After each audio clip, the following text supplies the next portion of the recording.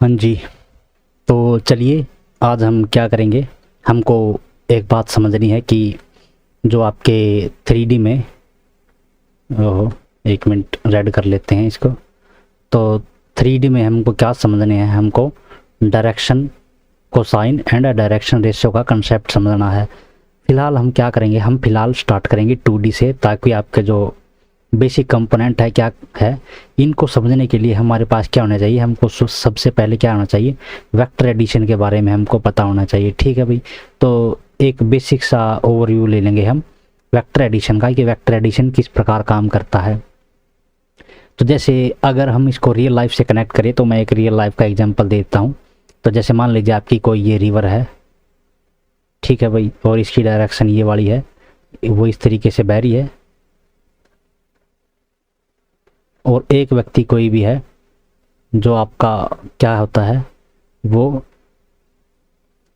यहाँ से चलता है, ठीक है भाई, और यहाँ से तैरना स्टार्ट करता है, और वो कहाँ पहुँचेगा, वो वहाँ पहुँचेगा। मान लीजिए यहाँ पहुँच गया वो, तो अब उसने, उसकी डायरेक्शन तो उसकी ये है ना, उसकी डायरेक्शन तो ये है वही, लेकिन वो पहुँचा वहाँ है। तो ऐसा क्यों हुआ, ऐसा वेक्टर एडिशन के कारण हुआ है। वो डायरेक्शन तो उसकी ये थी, और उसकी जो रिवर की डायरेक्शन ये थी, तो कुल मिला के जो ओवरऑल डायरेक्शन आई वो आपकी ये आई, और डिस्टेंस आपकी टोटल है वो आपकी ये आती है। ठीक है भाई। तो इस प्रकार जो वेक्टर आपका एडिशन ऐसे काम करता है। तो जैसे मान लीजिए वेक्टर आपका ये है, और दूसरा वेक्टर आपका ये है, और डायरेक्शन इसकी ये है, तो जो डायरेक्शन आएगी टोटल वाली वो आपकी इस तरीके से आएगी, है ना। तो और ये डायरेक्शन आपको ख्याल में रखनी है कि ये दोनों आपके वो एक ही पॉइंट की तरफ डायरेक्शन, जैसे इस तरीके से ये जा रहे हैं, इनकी डायरेक्शन आपस में मिल रही है। तो ऐसे ही आपको ये ख्याल में रखनी है इनकी डायरेक्शन। ठीक है भाई। तो यहाँ भी आप देख सकते हैं कि ये जो डायरेक्शन इधर है, ये डायरेक्शन इधर है, और ये डायरेक्शन इधर है। तो डायरेक्शन का भी यहाँ आपका रोल है। तो अब हम क्या देखते हैं कि मान लीजिए ये आपका पॉइंट है, और इसके जो पॉइंट लिखे गए हैं आपके एक्स और वाई लिखे गए हैं। ठीक है भाई। तो अपने को पता है कि वेक्टर एडिशन के द्वारा ये जो लेंथ है और ये जो लेंथ है, वेक्टर एडिशन में हम बात कर रहे हैं, एक्चुअल में नहीं। तो आपकी क्या आएगी, एक्स एंड वाई है जो आपकी, उस तरीके से आएगी। अब इनको हमको क्या करना है, इसको है, ये जो एक्स है इसको हमको डायरेक्शन देनी है। डायरेक्शन हम क्या दे सकते हैं, जनरली हम डायरेक्शन इसको क्या देते हैं, आई की। ठीक है भाई। अब ये जो वाई है वो वहाँ से, एक्चुअल में ये जो है ना, ये वाली चीज़ है वो आपकी यहाँ वाली है। ठीक है। तो हमने यहाँ रख दी है वो उठा के। तो ये वाली जो वाई है उसको हमने क्या ले लिया, डायरेक्शन दे दी, इसको जे डायरेक्शन दे दी। ठीक है भाई। अगर हम वेक्टर के कंपोनेंट के बारे में बात करें, तो ये आपका कंपोनेंट इधर आएगा। और अगर वेक्टर एडिशन के बारे में, वेक्टर एडिशन की हेल्प लेने के लिए हमको ये वाला जो पोर्शन है हमने यहाँ रख दिया है, ताकि जो वेक्टर एडिशन आपका वो डायरेक्ट यहाँ पहुँच जाए, और हम वेक्टर की एडिशन को देख सके कि आपका वेक्टर एडिशन किस तरीके से काम करता है। तो मान लीजिए कि ये जो आपका वेक्टर है टोटल वाला, अभी फिलहाल हम वेक्टर में बात कर रहे हैं, तो मान लीजिए जेड है। ठीक है भाई। तो जेड आपका किस तरीके से लिखा जाएगा, जेड आपका किस तरीके से लिखा जाएगा, एक्स आई प्लस में वाई जे, ये आपका लिखा जाएगा वेक्टर, इस तरीके से है। अब हम क्या करते हैं, वेक्टर के कंपोनेंट के बारे में बात करते हैं। वेक्टर के कंपोनेंट कौन से हो गया आपके, ये वाला कंपोनेंट हो गया, ये वाला कंपोनेंट हो गया। अब कंपोनेंट के बारे में बात आती है ना, तो कंपोनेंट में एक्चुअली ये इधर वाला है, तो हमने यहाँ उठा के इसको रख दिया था, किसको, वेक्टर एडिशन को सीखने के लिए। तो अब ये इधर है, ये इसके साथ एंगल बना रहा है ये वाला। ठीक है। तो अगर हम देखें कि अगर यहाँ से निकाले, ये जो राइट एंगल ट्रायंगल बन गई ना भाई, ये जो वाली है, ये इसमें कोस, और इसको अगर हम नाम दे दें, इस एंगल को अल्फ़ा, इसको हम बीटा नाम दे दें, तो कोस अल्फ़ा किसके इक्वल हो जाएगा, और ये आपका एक्स है। तो क्या होता है, cos alpha base by hypotenuse. Hypotenuse मान लीजिए आपने जेड नोट किया था ना, तो जेड ही ले लेते हैं, चलिए जेड है। और कोस बीटा आपका क्या है, कोस बीटा आपका क्या आ जाएगा, वाई ओवर में जेड आ जाएगा। ओके। तो ये आ जाएंगे, और इनको अगर स्क्वायर करके ऐड करें तो आपका क्या आ जाएगा।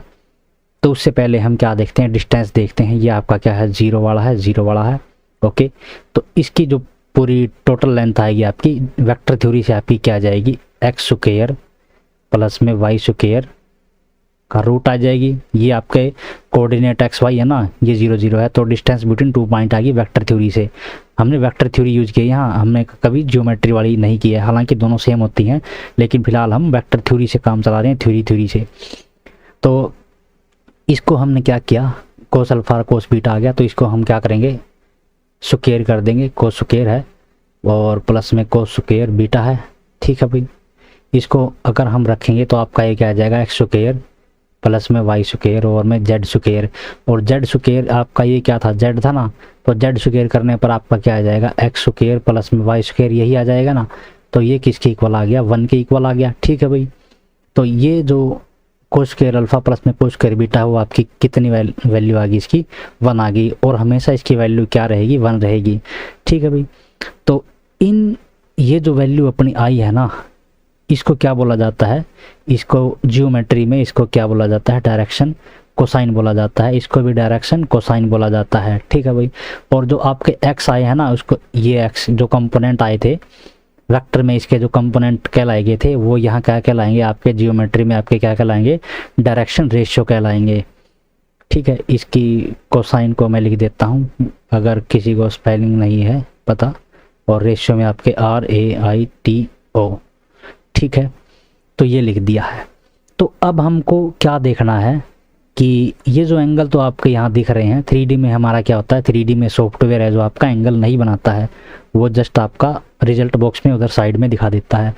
तो फिलहाल हम इसको 2D से काम चला रहे हैं कि आपका, ताकि ये जो एंगल आप आसानी से देख सकें और समझ सकें कि कोस स्क्वायर अल्फा प्लस में कोस स्क्वायर बीटा आपका वो 1 इक्वल किस तरीके से हो रहा है। तो अब हम क्या करेंगे, जब हम 3D में जाएंगे तो यहाँ जस्ट आपका सिंपली एक और जो डायरेक्शन कोसाइन है आपका वो ऐड हो जाएगा, कोस स्क्वायर गामा, और उनकी भी जो एडिशन आपकी 1 आएगी। ठीक है भाई, तो इसलिए हम सारा ये झंझट है जो आपकी जो मेहनत है वो कर रहे हैं हम। अब हमको क्या करना है, अब हमको 2 चीज़ें देखनी है कि कैलकुलेशन में हमको कौन सी वाली 2 चीज़ें देखनी है। एक तो ये वाली कि कोस की वैल्यू है जो आपकी x/r के ही इक्वल होती है, तो हमने यहाँ से देख लिया है कि कोस अल्फा है वो किसके इक्वल होता है, x/z के इक्वल होता है, तो ये आपकी दोनों की वैल्यू आपकी सेम आ रही है। ओके, और ये भी हमने देख लिया, ये कोस के x है ना भाई, तो हमने कैलकुलेशन में इसको ये वाली है ये x लिख दिया था, तो ये इसकी जो एडिशन आपकी वो 1 आती है। और यहाँ से हम अगर आप ओवरव्यू एक और चीज़ का देखना चाहते हैं, जो आपकी फेमस ट्रिग्नोमेट्री का आइडेंटिटी है वो आपकी कौन सी वाली है, साइन स्क्वायर अल्फा प्लस में कोस स्क्वायर बीटा, वो भी आप यहाँ से डराइव कर सकते हैं किस तरीके से। तो जैसे मान लीजिए हमने देख लिया था कोस बीटा किसके इक्वल है, कोस बीटा आपका 90 माइनस अल्फ़ा के इक्वल है, तो ये आपका क्या हो जाएगा, कोस अल्फ़ा है वो किसके इक्वल हो जाएगा, साइन अल्फ़ा के इक्वल हो जाएगा, और साइन अल्फ़ा किसके इक्वल हो जाएगा, y/z के। तो यहाँ आपका सिंपली आपका क्या हो जाएगा, साइन स्क्वायर अल्फ़ा, और साइन स्क्वायर अल्फ़ा प्लस में कोस स्क्वायर अल्फ़ा किसके इक्वल हो जाएगा, 1 के इक्वल हो जाएगा। ये इस प्रकार था। तो चलिए अब हम क्या करते हैं, इसी चीज़ को एक्सपेंड करेंगे और 3D में देखेंगे। तो इसको हम साफ कर लेते हैं एक बार।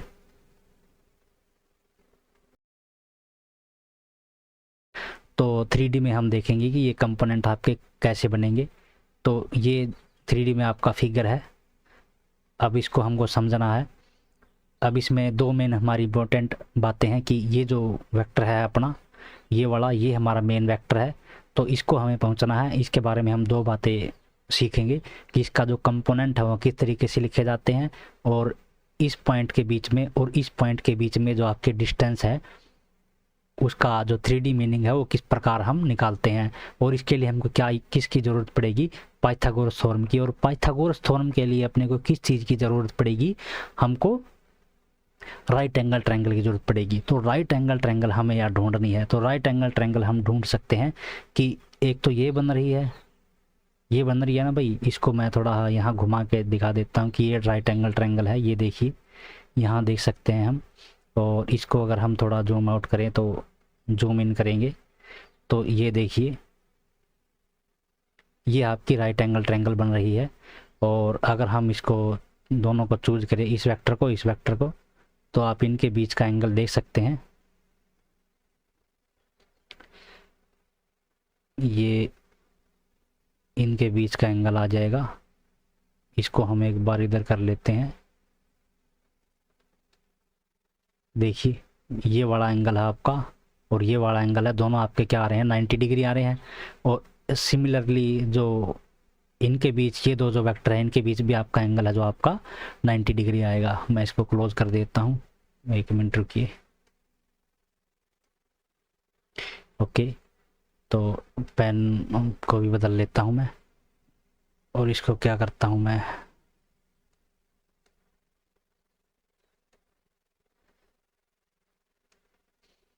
ओके इतना काफ़ी है और इसको मैं साफ़ कर देता हूँ एक बार।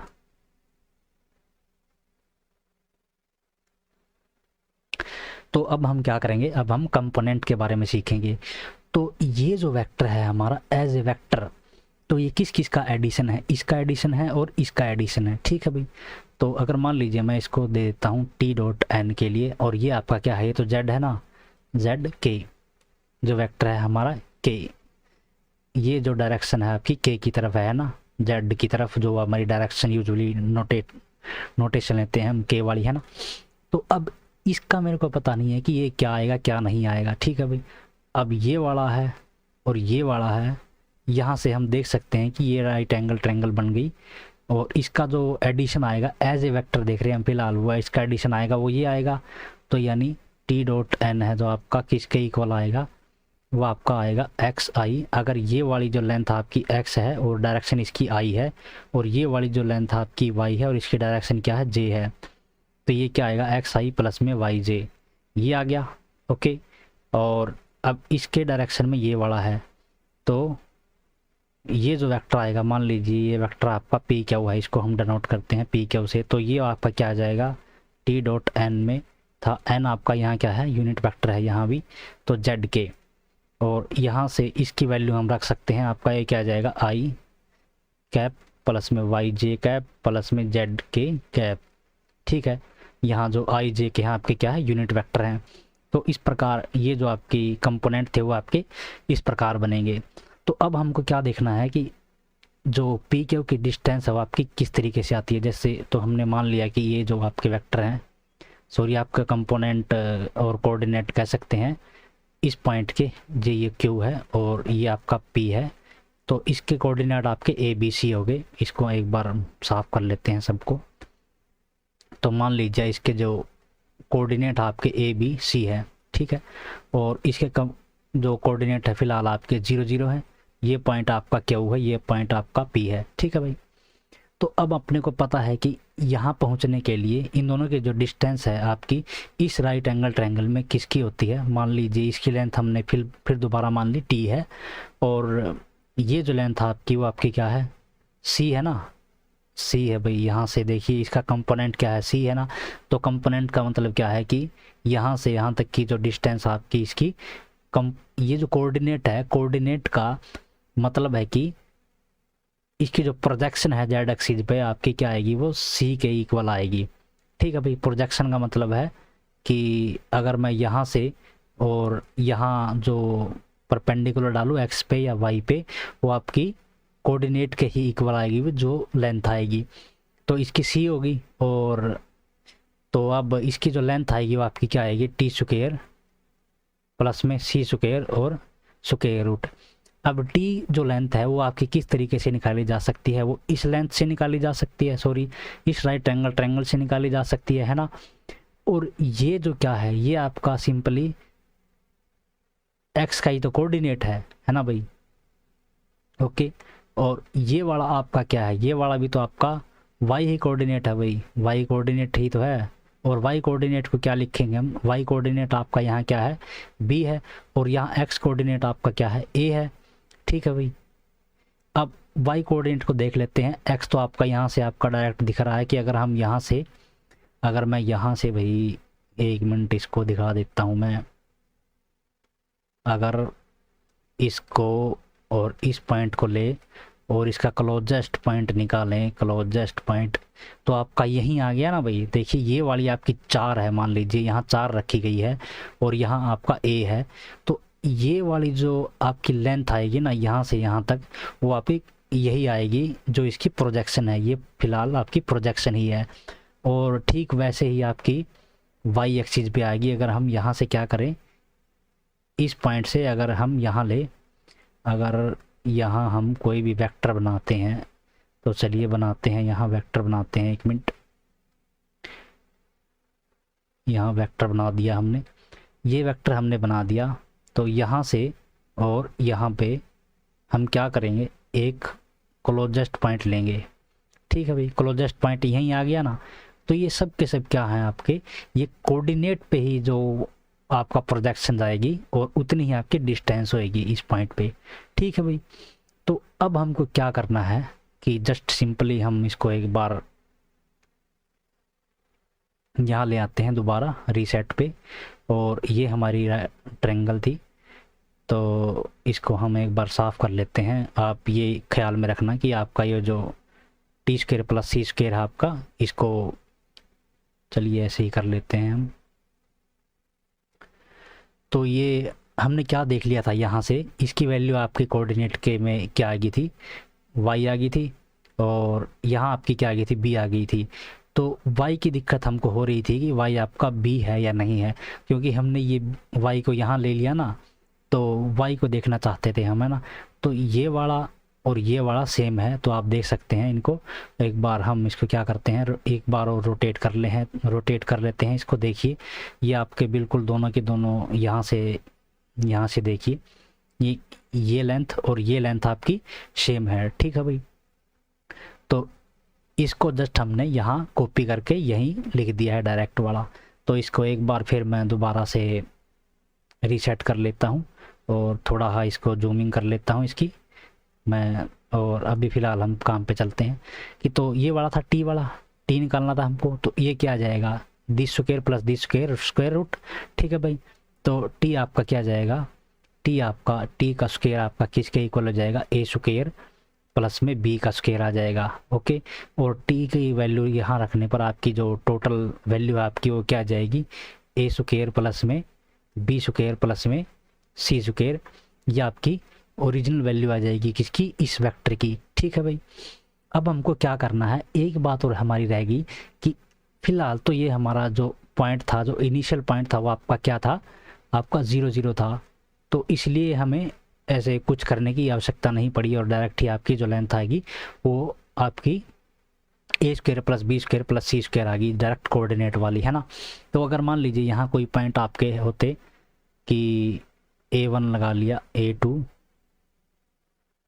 सॉरी B2 और